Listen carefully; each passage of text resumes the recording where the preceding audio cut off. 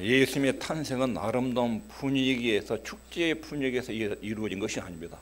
하늘에서는 천사들이 찬송을 하고 밤에 목동들이 와서 경배하고 동방박사들이 와서 경배하고 굉장히 낭만적인 분위기에서 탄생 같은데 전혀 그렇지 않습니다. 왜 그러냐면 예수님의 탄생은 미혼모의 탄생이기 때문에 굉장한 긴장이 있었습니다. 더군다나 헤롯 같은 왕은 예수님을 죽이려는 세력으로 잠재적인 위험 세력으로 있었습니다. 미혼모의 탄생, 아버지가 누군지 모르는 그런 아들의 출생이기 때문에 요셉도 자기 아들이 아닙니다. 그런데 자기가 정혼한 여자가 배가 불러와서 아기를 가진 것입니다. 예수님의 모친 마리아는 남편과 정식으로 결합되기 전에, 부부생활 하기 전에 아기를 가진 것입니다. 요즘으로 말하면 속도 위반이라고 말할 수 있습니다. 결혼식 하기 전에 벌써 잠자리 갇혀가지고 아기를 갖는. 요셉의 경우는 그런 것이 아닙니다.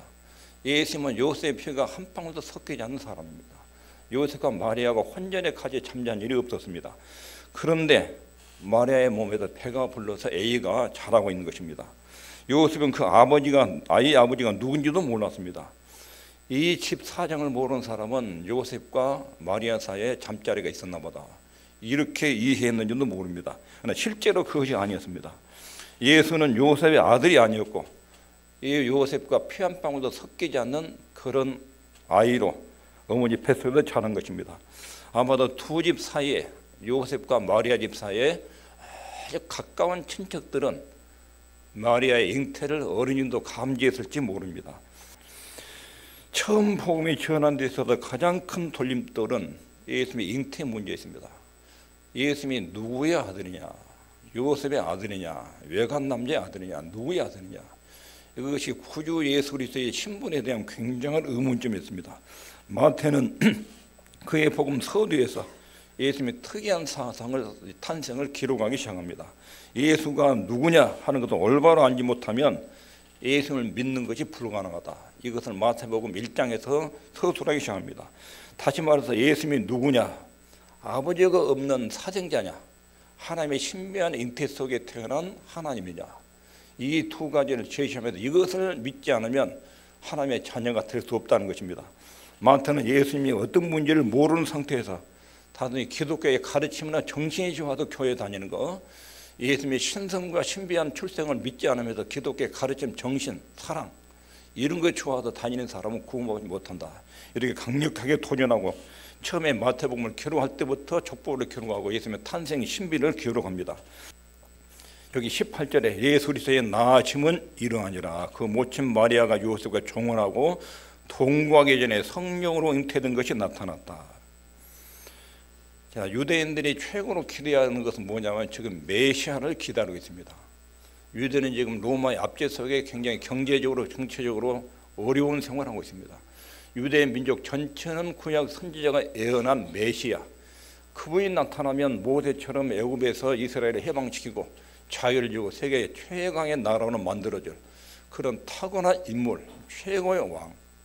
우리도 대통령 선거할 때마다 대통령이 우리나라를 굉장히 잘 사는 나라로, 백성들이 모든 풀어질 나라로 만들어질 그런 지도력을 기대하죠. 유대인들은 구약에서 예언한 메시아가 있어요. 그분만 오면 나라의 모든 문제 해결된다고 믿었어요. 수백 년 동안 그 메시아를 기다렸어요. 그리고 다윗 왕가의 혈통을 마태가 언급을 합니다. 아브라함과 다윗의 후손 예수 그리스도의 족보라. 그런 족보를 쭉 기록하는데 유대인들 입장에서 그 족보를 읽어나갈 때 드디어 우리나라의 구약의 약속한 메시아가 혈통을 통해서 나오나 보다. 시드기야 왕을 마지막으로 해서 이스라엘이 멸망을 했는데 그 이후에도 다윗의 족보가, 그 왕통이 어떻게 이어졌는지 그 족보가 쭉 내려가요. 그러다가 갑자기 요셉이 등장하고 요셉의 아들이 아닌 요셉의 청혼자 마리아의 아들을, 그리고 요셉과 결합해서 태어난 아이가 아닌 마리아 아들에서 이상한 잉태가 이루어졌다고. 이쯤에서 유대인들이 성경을 읽다가 성경을 확 집어 던지든지 묻든지 하나님의 자녀의 길을 가든지 거부하든지, 유대인들이 이런 반응을 보이도록 지금 성경이 기록되고 있습니다. 예수 그리스도의 동정녀 탄생, 이것은 예수님의 사역 기간 중에 한 번도 예수님이 자기 출생 문제에서 사람들을 언급하지 않았습니다. 나는 이렇게 태어났다, 이런 부분을 예수님이 언급하지 않았습니다. 그리고 고향 사람들로부터도 소수의 사람이 이것을 안 것 같은데 예수님이 고향에 방문했을 때 굉장히 예수님을 학대를 했고 냉대했고 나중에는 돌로 쳐주려고 덤벼들었습니다. 아마도 그 안에는 몇 사람이 예수님의 출생의 비밀, 잉태의 비밀을 알고 있었던 것 같습니다. 예수님은 마리아, 요셉의 아들이 아니다. 그러면 누구 아들이냐? 아버지가 누구냐? 이런 의혹을 가지고 보던 사람이 고향 베들레헴에 있었습니다. 이런 사람들 앞에 예수님이 갑자기 나타나서 메시아라고 유명한 사람이라고 자기가 하나님이라고 그러니까 이 사람들이 그 말이 하도 괘씸해서 너의 출생이 하는데 너 누구 아들이냐? 이것도 밝혀지지 않은 판에 예수님이 메시아라고 그러니까 고향에서 엄청난 반발을 만나게 된 것입니다. 예수님께서도 다니시면서 복음을 전할 때도 한 번도 자신의 출생, 잉태의 부분을 언급하지 않았습니다. 그리고 만일에 이것을 처녀가 아들을 낳았다, 동정녀 탄생을 그 당시에 사람들이 전하면 이것은 굉장히 큰 걸림돌이 될 것입니다. 그 부분에 대해서 주님은 언급하지 않았습니다. 그러다가 예수님이 십자가에 못 박혀 죽으시고 부활하시고 하늘에 승천하시고 세월이 한 30년 정도 지났을 때 그때 마태복음이 기록이 된 거예요. 마태복음 기록 시기는 주님의 출생부터 65년, AD 65년에서 70년 사이에 기록이 됐어요.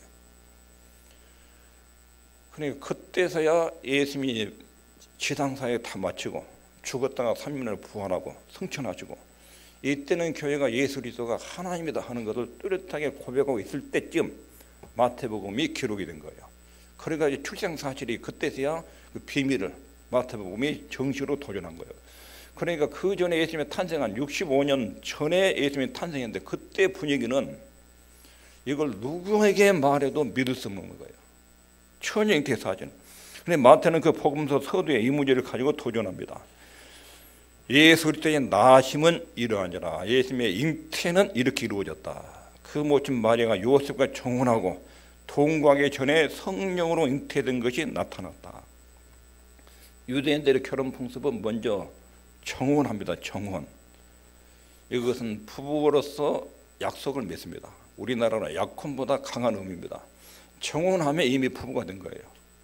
정혼을 하고 부부지만 아직은 동거, 아직 합방이 안 된 상태로 따로따로 삽니다.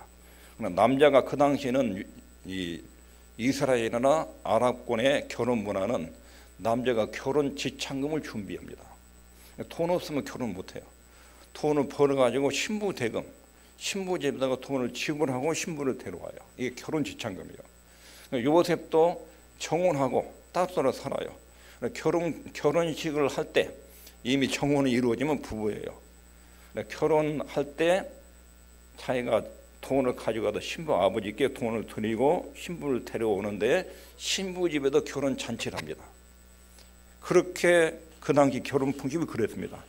그런데 모친 마리아의 경우는 아직 요셉과 정혼만 하고 아직 합방이 안 된 따로따로 살고 있는 상태에 있습니다. 그런데 아기를 가진 거예요. 요셉이 자기 아내 마리아와 합방을 안 했는데 마리아가 아기를 가진 거예요. 어떻게 이 사실이 요셉이 알려졌는지, 여기 정혼하였고 동거하기에 성령으로 잉태된 것이 나타났다. 이제 폐가 불고 다녀요. 마리아 입장에서는 더 이상 숨길 수가 없죠. 아기가 속에 들어섰으니까. 근데 요셉한테 알려야 돼요. 두 가지 가능성이 있어요. 아는 사람 보내가지고 알리든지 본인이 직접 알리든지. 근데 다른 사람 보낼 수가 없어요. 자기 가족들에게 이것을 말하면 가족들이 믿겠습니까? 내 속에 A가 가졌는데 하나님이 나타나서 성령의 감동으로 A를 가졌다. 이걸 누가 믿겠어요? 가족들 누구도 믿을 수 없어요. 이 여자가 어디 가서 외간 남자하고 이런 사통을 저지르는 거 이런 변명을 꾸며야 되느냐 이렇게 이해를 하니까 이건 마리아의 마음속에 자기 속에 애기 가진 것을 누구한테도 발설할 수 없어요. 누구도 이해할 수 없는 거예요. 성령께서 오셔서 애기 가졌다. 여러분 믿겠습니까? 배불렀는데 성령이 오셔서 나 애기 갖겠다. 세상에 구약성에 그런 사례가 한 명도 없어요. 마리아의 이전에 마리아 이후에 인류 역사에 성령의 역사로 잉태했다. 단 한 건뿐이에요. 그러니까 아무도 이해할 수 없어요. 그러니까 이것을 요셉에게 알리긴 알려야 되는데 다른 사람을 보낼 수가 없어요. 다른 사람한테 말할 수도 없어요. 이게 이 당시의 분위기예요. 그리고 아마도 요셉에게 마리아가 직접 언급했을 거예요. 직접 만나가지고.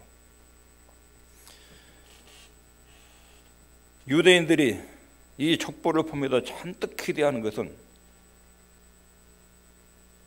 마태복음을 딱 읽으면서 드디어 우리 민족인 메시아가 누군지, 왕통을 다윗 왕조의 후손이 나타나서 나라 민족을 회복시킬 인물이 나타났다는데 그 인물이 누군지 여기까지 쭉 읽어보다가 이 부분에 와서는 요셉의 집안에서 갈릴리 나사렛에서 촌동대에서 무슨 왕손이 나오냐, 거기다가 더군다나 요셉의 아들도 아니고 그 정혼자의 몸에 A가 들었는데 아비가 누군지를 몰라요. 이런 것은 복음에 굉장히 걸림돌이 되는데도 불구하고 마태는 복음서를 읽는 청중들이 유대인이라는 걸 잘 알아요. 이 복음서는 누가 출했냐면 유대인들인 거예요. 유대인들. 마태가 성령의 감동으로 복음을 기록할 때 이 복음을 읽을 사람들은 유대인, 이스라엘 사람들이 가장 먼저 읽는다. 이걸 염두하고 유대인들을 염두하고 지금 성경을 기록하고 있어요.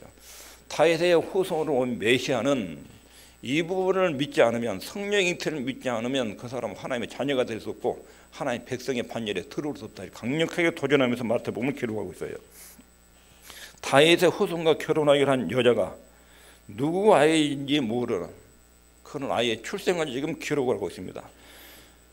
왜 마태는 이런 극적인 방법으로 말씀을 기록하고 있는지, 그는 결국 예수 그리스도가 누구인지를 모르는 신앙은 제대로 된 신앙이 될 수가 없다. 예수님의 성령 잉태를 믿지 않으면 거기서부터 신앙이 걸려요. 하나님의 자녀가 될 수가 없어요.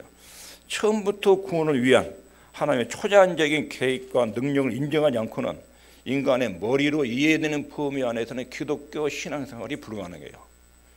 성경을 펼치자마자 하나님의 천지를 만들었다, 이렇게 나오지요. 예수님이 십자가에 죽으셔 3일 만에 살아나셨다, 승천했다, 다시 오신다. 이런 신비는 인간의 이성에 늘 걸려요. 예수님 잉태도 신비로운 거예요. 그런데 요즘 기독교 자유주의 신학자는 신비로운 요소 다 빼버리고 도덕적인 거, 사랑하는 거, 섬기는 거, 봉사하는 거, 이런 가치를 자꾸 이야기해요. 그리고 신비로운 교리 내용을 다 빼버리고, 그거 전하면 굉장히 듣기 싫어하고, 기독교는 사랑, 봉사, 섬김 이것으로 나타나야지. 교리 부분, 창조, 예수님의 성육신, 십자가의 죽음, 부활, 승천, 이런 것은 안 믿고 윤리적인 면과만, 이것만 기독교 정신으로 받아들이는 그런 위험한 처사들이 있습니다. 복음은 처음부터 우리의 상식과 기대를 초월하는 내용을 제시합니다. 그래서 예수 그리스도의 탄생을 성령이 잉태한 것이라고 말씀합니다. 그런데 도대체 성령으로 잉태한 것이 뭔가? 성령으로 잉태했다. 우리에게 있어서 성령으로 잉태된다는 것은 도저히 보지도 못하고 듣지도 못한 내용입니다. 정상적인 임신은 남자와 여자의 성적인 결합으로 A가 출생한 것이 정상입니다. 하나의 창조 질서가 그렇습니다. 마리아의 임신이 그런 관계없이 성령의 능력으로 임신됐다. 인류의 역사가 생긴 이후 이것은 단회적 단 한 번 일어난 한 사건이에요. 마리아 외에 어떤 인간은 이것이 없었어요. 그 전에도 후에도 없어요. 이것은 천지창조나 예수님의 부활보다 더 이해하기 어려운 신비였어요. 성령의 잉태. 성령의 잉태란 것이 뭔지, 하늘에 계신 성자 하나님이 마리아의 태 속에 들어와서 착상을 한 거예요.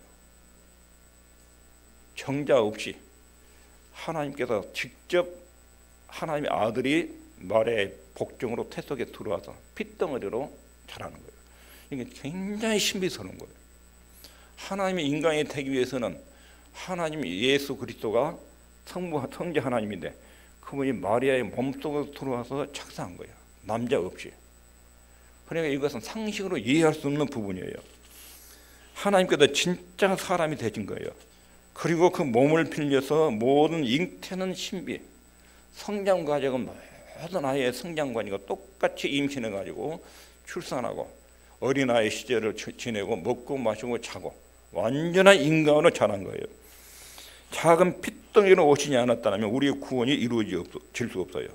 그리스도는 예수님은 마리아의 몸속에 잉태하심으로 이 땅에 오십니다. 사람들은 어머니 뱃속에서 잉태됨으로 만들어집니다.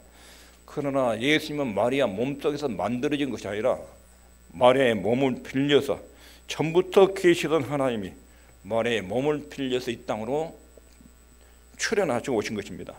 예수님의 특별한 탄생을 증거해 줄 사람은 역시 장본인들밖에 없어요. 예수님의 잉태 사실을 알릴 수 있는 사람은 딱 한 명이에요. 마리아는 증인으로 설 수 있지만 그 당시 증인 자격에 여자들은 없어요. 아기들과 여자들은 법적인 증거 능력이 없어요. 마리아의 증언으로는 예수님 잉태 사실을 알릴 수 없어요. 요셉의 증인으로, 그래서 그 남편 요셉을 증인으로 해서 딱 유일한 사람이 한 명이 요셉. 성령 잉태는 요셉의 증언 외에는 증거할 사람이 없어요.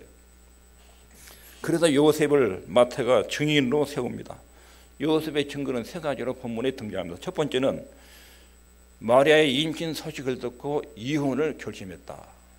첫 번째 내용이에요. 두 번째는 이 문제를 두고 깊이 생각하고 고민할 때 천사가 꿈에 나타나서 명확하게 임신 사실을 통보해 줬다. 두 번째 사실이에요. 세 번째는 아이가 태어날 때까지 자기는 마리아와 성관계를 갖지 않았다. 이것을 세 가지를 본문이 기록하고 있어요.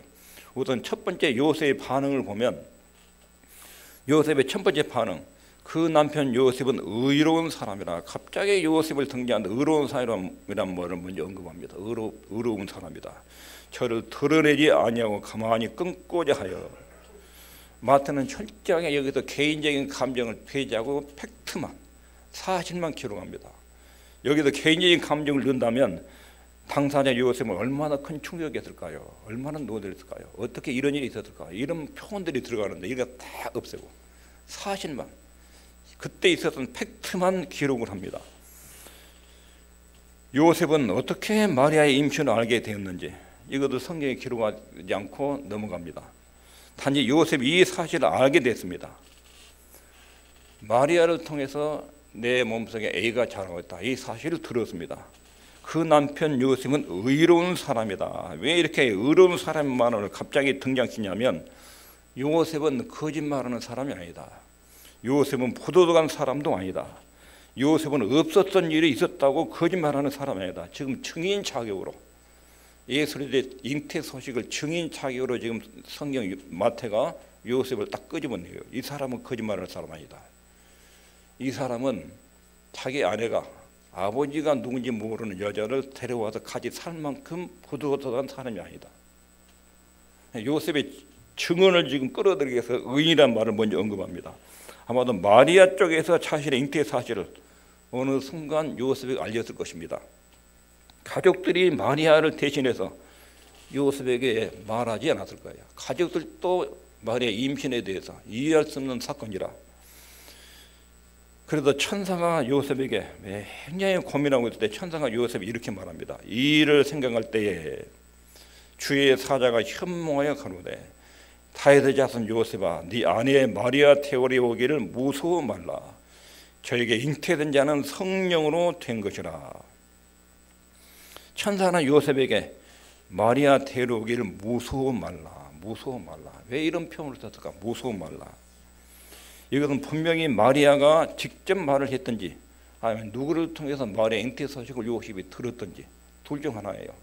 요셉이 마리아가 잉태했다, 아기 가졌다, 이거 알았어요.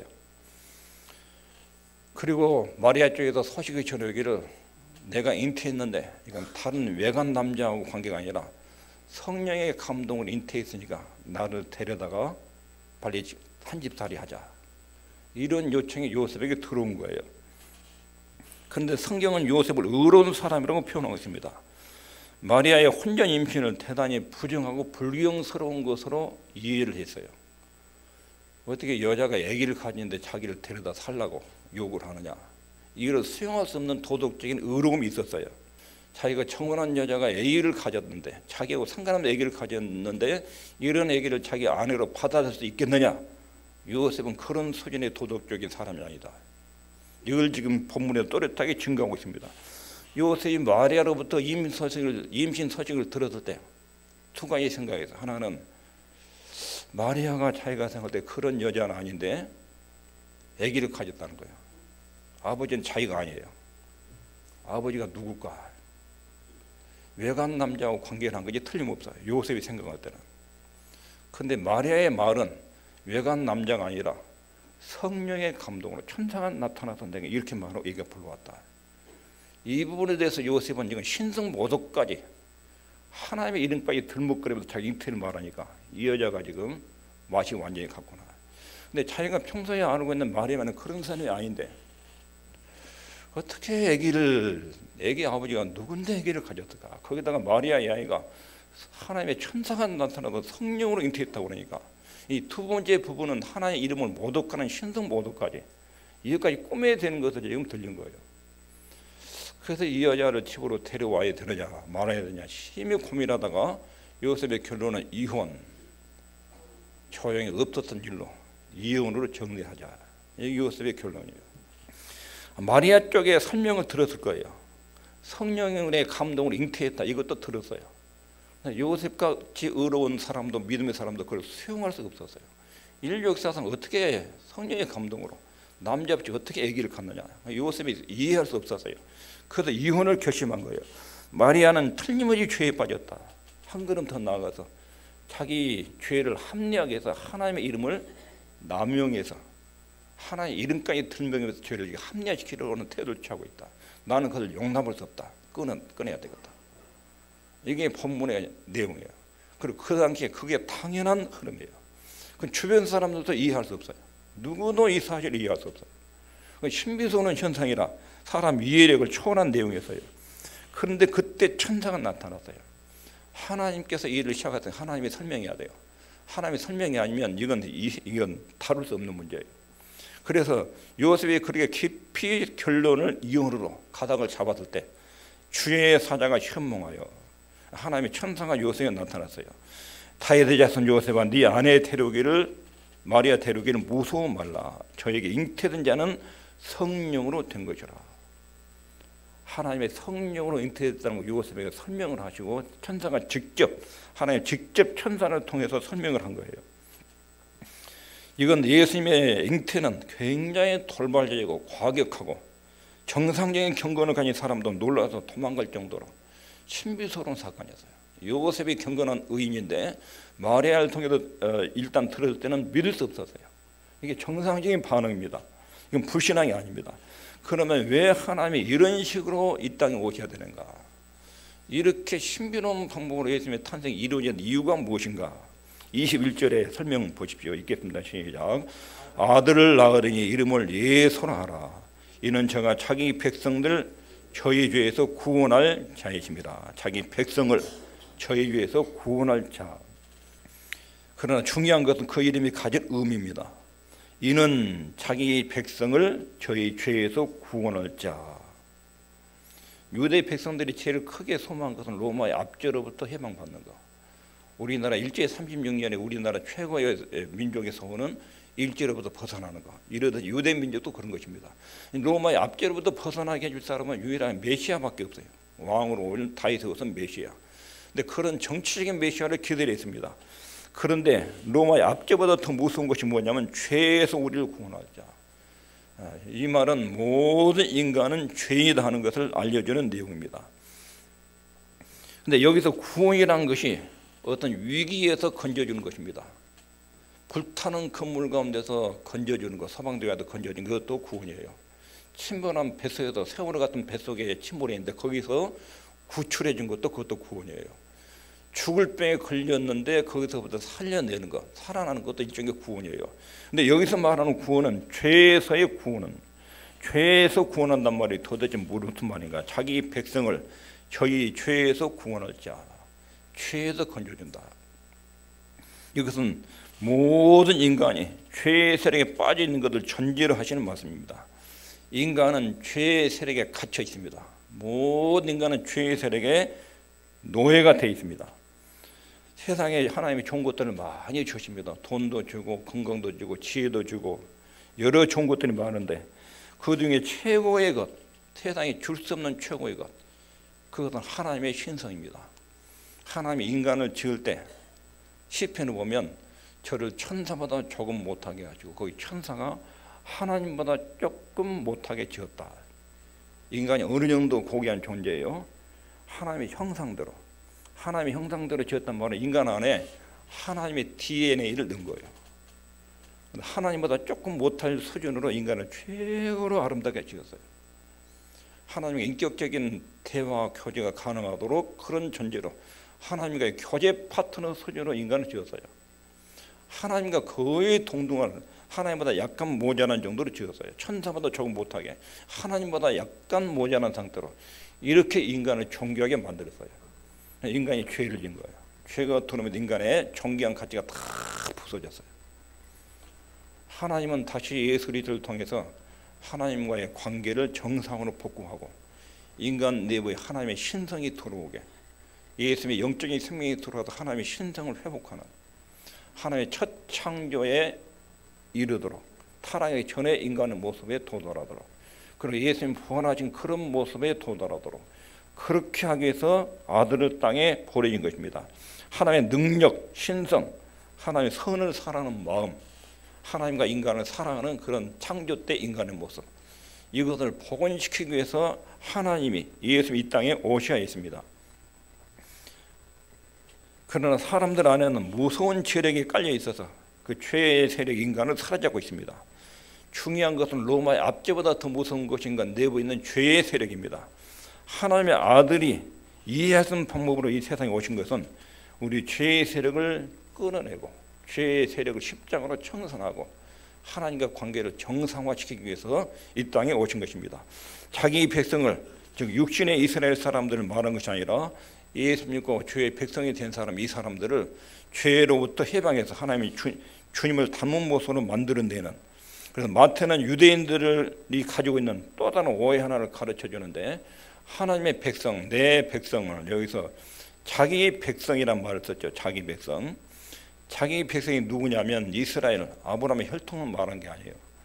여기서 자기 백성 하면 유대인들은 읽을 때 아브라함의 혈통이구나 이렇게 읽는데 아브라함의 혈통이 아니에요. 예수님의 어머니와 동생들이 예수님을 찾으러 왔을 때 주변 사람들이 한 말이, 선생님, 당신 가족들이 저기 왔습니다. 찾으러. 그때 예수님이 하신 말씀이, 누가 내 가족이고 형제요 모친이냐. 예수님이 가족 개념을 새로 설정해줘요. 혈연적 관계가 아니라 누구든지 하나님 말씀을 듣고 믿고 행하는 그 사람은 내 형제의 자매요 모친이라. 여기서 자기 백성이라는 것은 유대인들은 아브라함의 혈통으로 제한적으로 생각해서 이 편견을 여기다 잡아줘요. 자기 백성을 저희 죄에서 구원할 자, 예수님 십자가의 소식을 믿고 듣고 행하는 사람, 이런 사람들 하나님이 자기 백성으로 삼으십니다. 그리고 그 다음에 성령의 잉태 소식을 듣자 이걸 읽은 독자들이, 이게 성경에 있는 말이에요. 이것이 성령의 잉태, 예수님의 탄생에 대한 예언이 과연 성경에 있는 말씀이냐 의심을 가질 것 같아도 곧바로 마태가 구약 성경의 증거를 하나 딱 들어둬요. 예수님의 출생에 대해서 구약 성경에 이렇게 말하고 있다 하고 이사야 7장 14절 인용해요. 이 모든 일에 된 것은 주께서 선지자로 하신 말씀을 이루려 하심이라. 마태가 마태복음을 기록하는데 그 독자가 누구라고요? 유대인들 구약 성경을 다 알고 있어요. 그러니까 마태복음은 구약 성경을 많이 인용을 해요. 그들이 알고 있는 인용, 구약 성경이 신약에 어떻게 성취됐는지 이걸 증거하기 위해서, 이 부분에 대해서도 구약 성경의 메시아가 우리의 왕이 인간의 몸을 입고 땅에 태어나는데 이런 예언이 있다. 가라사대 보라, 처녀가 잉태하여 아들을 낳을 거죠. 그 이름은 임마누엘이라 하리라 하셨으니 이를 번역하니 하나님 우리와 함께 계시다 함이니라. 이사야서 7장 14절에 있는 말씀이에요. 이 내용은 북쪽의 이스라엘 베거왕과 아람 왕이, 아람 르신이 연합군을 만들어가지고 남쪽 유다를 쳐들어왔어요. 유다 군사력으로 방어할 수 없어요. 막 도움을 구할 때 하나님 이사야 선지자에게 아하스한테 가서 하는 말이, 왕이여, 하나님 이 전쟁에서 유다 민족을 보호해준다는 약속이 있으니까 징조를 구하십시오. 근데 아하스가 나는 하나님 시험하지 않겠다고 징조 안 구해요. 왜냐하면 아하스 마음속에는 하나님보다는 북쪽에 있는 아수르 나라를 믿는 것이 더 든든한 기반이 될 것 같아. 이런 계산 때문에 하나님께 도움을 구하지 않아요. 이사야가 호되게 책망하면서 이 불신자, 하나님을 안 믿는 이 폐역한 왕손 이거 하면서 책망하면서 하나님이 친히 징조를 나타낼 것을 이렇게 말씀하셔요. 보라, 내가 징조를 보여주겠다. 처녀가 잉태하여 아들을 낳을 것이요 그 이름을 임마누엘이라 하라. 그리고 이 아이가 말하기 전에 북쪽의 두 나라는 멸망한다. 근데 여기서 처녀란 말은 젊은 부인을 말해요. 히브리 원문에도 처녀에서 젊은 부인이, 그러니까 아기를 낳지 못하는 젊은 부인이, 왕손 중에 왕궁 안에 아기를 낳지 못하는 젊은 부인인데, 그 아이가, 그 젊은 부인이 잉태를 못하고 아기를 도저히 낳을 수 없는 부인이 아기를 낳는다. 그리고 그 아이가 낳은 이름을 임마누엘이라고 이름을 지어라. 그리고 그 아이가 말을 하기 전에 북쪽 이스라엘과 아람 르시는 망한다. 하나님 보호에 대해서 하나님 말씀하신 부분이에요. 그것이 예수님의 출생과 어떻게 연관되는가? 그 당시에 젊은 여자가 아기 낳지 못한 여자가 아기 낳아서 아들을 낳을 것인데, 그것이 예수님의 출생과 어떻게 연관되는지 성경은 그 시대를 예언하면서 이중적 의미를 자꾸 이야기한 부분이 있어요. 예를 들면 이삭도 이중적 의미가 있어요. 이삭이 아브라함의 아들인데 모리아 산에 가서 제물로 바치려고 그러죠. 그 이삭은 장차 오신 메시아 예수님을 상징적으로 나타내요. 다윗의 아들도 마찬가지예요. 다윗의 아들을 솔로몬으로만 언급하지 않고 다윗의 아들이 미래에 오실 그리스도를 이중적으로 나타내기도 해요. 그러니까 여기서 1차적 예언은 그때 왕궁 안에서 귀족 출신의 젊은 여자가 아기를 못 낳는데 아기를 낳는 거, 이게 이 나라를 보호해준다 하나님의 사인이다. 근데 미래에 이것이 이제 예수님의 출생을 직접 언급한 거예요. 처녀가 잉태하여, 지금 남자를 모르는 성전한 여자가 남자 관계없이 잉태를 하는 그런 일이 일어나는데 그 이름을 임마누엘 할 것이다. 이 두 가지 중복적인 예언이 이 속에 들어있어요. 유대인들이 성경을 읽을 때 예수님의 출생에 대해서 의혹을 갈 때 성경적 증거가 구약에 이런 예언이 있다, 이걸 지금 증거로 제시하고 있는 거예요. 아기를 낳을 수 없는 한 여자가 특별한 임신과 출산, 이것이 의미하는 것이 무엇인가? 하나님과 이런 일도 하시는데 너희들에게 위기를 만나는 북쪽에 두 연합군이 내려왔을 때 이 정도를 하나님이 해결을 못하겠느냐? 임신하지 못한 아기를 낳게 하는 그 하나님의 능력이 북쪽에 있는 이스라엘 친구, 아람과 연합군의 친구 얼마든지 커버할 수 있는 능력이 있다. 이걸 증명하는 사건이 임마누엘이에요. 하나님 우리와 함께 계신다. 우리 눈앞에 있는 위험이나 위기가 아무리 크더라도 너희들은 결코 멸망하지 않는다는 것이 이사야서에 나오는 이 예언의 내용이에요. 임마누엘의 하나님, 성령으로 지금도 우리 마음속에 가십니다. 예수님의 이름을 부르고 도움을 구하면 성령께서 하나님이 우리 안에 오셔서 역사하시고 도와줍니다. 이것이 임마누엘이라는 증거입니다. 이렇게 설명을 하고 나서 요셉이 그 말을 들었어요. 요셉이 잠을 깨어 일어나서 주의 사자의 분부대로. 요셉은 항상 머리로 생각만 하는 사람이 아니에요. 하나님이 자기가 그렇게 궁금해하는 것, 걱정하고 염려한 것을 하나님이 밝혀줬어요. 천사가 뚜렷하게 네 안에 데려오기를 두려워 말라. 성령은 은퇴됐다. 그것이 맞다. 마리아가 말한 것이 맞다. 이 말을 듣자마자 분부대로 행하여 즉각 데려가서 아내 집에 가서 아내를 데려왔어요. 요셉의 순종이에요. 요셉은 일어나서 아무 조건 없이 마리아를 데려왔고 아이를 낳을 때까지 동침하지 않았습니다. 자기 아내의 몸속에 들은 아이가 하나님이다. 요셉은 굉장히 신비스럽죠. 자기 아기가 아니에요. 근데 범죄에서 생긴 아기도 아니에요. 자기 아내의 몸속에 지금 하나님이 계셔요. 잘하고 있어요. 그럼 얼마나 요셉이 신비스럽겠습니까? 우리는 우리 생각과 하나님의 생각이 다르다는 것을 알아야 됩니다. 요셉 입장에서 많이 항의할 수 있어요. 왜 그 많은 여자들 중에서 내 아내의 몸을 빌려서 아기를 낳습니까? 왜 신혼의 내 단꿈을 하나님이 뺏어가십니까? 왜 내 아내 내 아이가 아닌 다른 하나님의 아이들이라도 내 아내 희생인데 다른 여자인데 왜 내 아내입니까?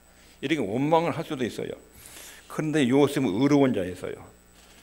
자신의 생각과 의가 하나님 앞에 무시당할 때 화를 내지 않았어요. 이 여자를 왜 나보다 책임지라고 합니까? 하나님이 잉태시켰으면 왜 나한테 책임지라고 합니까? 왜 나한테 보냅니까? 요셉아, 마리아 데려오기를 무서워하지 마라. 네가 데려가서 책임지고 키워라. 그런 이야기인데 자기 아이가 아닌데 자기 행복을 뺏어간 것처럼 피해시에게서 하나님께 대드는 그런 태도를 취하지 않았어요. 분부들 행하여 두말 없이. 아브라함도 네 아들 독자 예산을 바쳐라. 군말 없이. 이게 믿음의 사람들의 태도예요. 이해가 안 돼도 하나님의 하나하면 내 생각보다 탁월한 하나님의 섭리와 뜻이 있겠지. 그리고 분무대로 그냥 무조건 순종하는 거예요. 하나님의 뜻이 딱 밝혀지면 이것저것 따지지 않고 이해가 안 돼도 순종하는 이런 아름다운 모습을 볼 수 있습니다. 요셉은 이제 처음으로 신혼이 됐잖아요. 근데 신혼여행을 어디로 가지요? 베들레헴으로. 신혼여행 어디 못 가고 베들레헴으로. 베들레헴에서도 그 다음에 또 신혼여행 어디로 갑니까? 애국으로.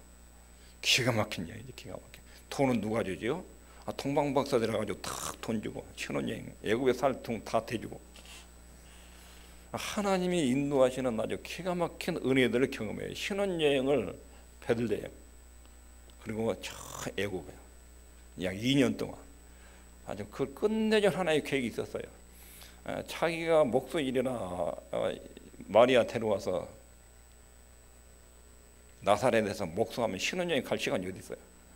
거기서 계속 그렇게 살 텐데 하나님의 섭리가 자기 인생 속에 탁 뛰어들어가지고 생각할 수 없는 고민들이 생기고 염려가 생겼는데 하나님 인도 따라 베들레헴으로 안 내려봤고 또 동방박사들 해가지고 자기 생활비 탁 지불하고 애굽으로 피난하라고 하나님 또 알려주고 애굽에 있으니까 이제 올라가라고 또 가르쳐주고 기가 막히죠. 이런 생활이 자기가 예상할 수 없는 삶의 문제가 꼬이고 털이고 깨졌는데 하나님이 한 걸음 한 걸음 인도해 나가는 과정이 기가 막히게 이루어지는 거예요. 이 과정에 이런 은혜가 있었어요. 순종하면 내가 알 수 없는 일에 하나님의 삶이 하나님의 섭리가 들어와가지고 내 생활 패턴이 깨어진 거 두려워하지 말아야 돼요. 하나님 다시 종합시켜서 만들어가는 하나님의 신경 은혜가 있어요. 여기까지 오늘 말씀을 정리하면 첫 번째, 예수님의 잉태는 성령으로 된 것이에요. 우리 이걸 너무 잘 알지만 그 당시에 요셉과 마리아는 굉장히 이해할 수 없었어요. 주변 분위기도 그렇고요.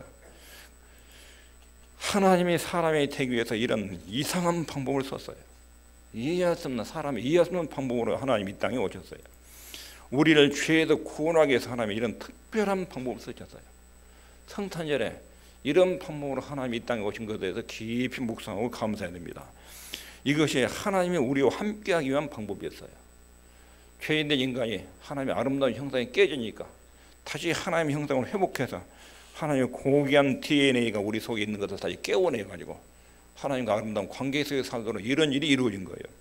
그리고 이해할 수 없는 일, 내 뭐를 이해할 수 없는 사건이 발생할 때는 더 높은 하나님의 계획과 뜻이 있다. 이걸 염두해야 돼요. 요셉과 마리아의 가정에 그랬어요. 하나님이 마리아의 몸을 통해 태어난 이 일은 절대로 요셉의 가정에 불행한 그리고 불행을 예고하는 내용이 아니었어요. 이것 때문에 요셉과 마리아의 사이나 또 가정 경제나 또 가정의 생활에 난감한 일이 발생하지 않도록 하나님 전체를 통제하셨어요. 헤로데 죽이려는 그에게서도 피해내고 재산 문제도 다뤄지고 그리고 예수님이 자라는 가정이니까 하나님이 지금 이 가정에도 잘하고 있잖아요. 그 경제 문제, 안전 문제 하나님이 완전히 100% 보장하죠. 이 신비스러운 주님의 보호가 이 가정에 있었던 거예요. 이런 걸 볼 때 이해할 수 없는 일이 내 생활에 들어와서 생활의 리듬을 깨뜨릴 때 그때는 이 일 속에 하나님의 신비로운 계획과 섭리가 있다. 더 수준 높은 하나님의 의도가 내 생애에 나타날 수 있다. 이걸 꼭 기억할 수 있게 되기를 바랍니다. 기도하겠습니다.